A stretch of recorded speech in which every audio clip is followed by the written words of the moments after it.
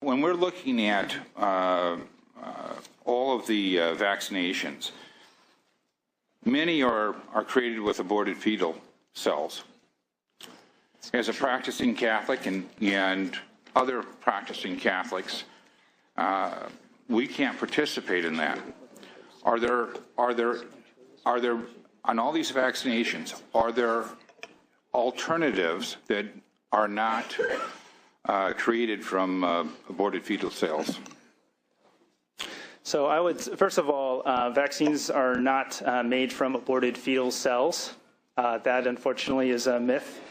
There was, in the initial development of, I think, was it some couple of the vaccines, rubella vaccine, there was use of fetal tissue to develop the original rubella vaccination. But the continuing production of those vaccines do not involve aborted fetal cells, I believe.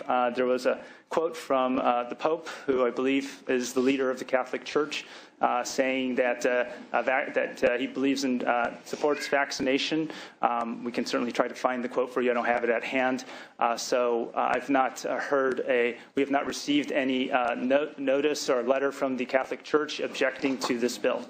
In fact, I have the quote here. It was a document from the NCBC based on the findings from the Pontifical Academy for Life, which says that one reason why one is free to use the vaccine regardless of its historical association with abortion is that the risk, this is from the church itself, that the risk to public health if one chooses not to vaccinate outweighs the legitimate concern about the origins of the vaccine.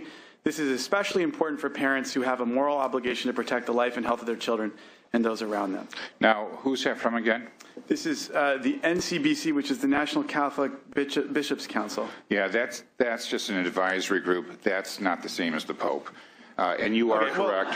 Senator Anderson, with due respect, is the leader of the church. Senator Anderson, we can provide you with the Pope statement. I found this within 30 seconds. So right, you are the professor. Yeah. Let me. I'd like to hear from the one last witness, and then I'm finished. Thank you.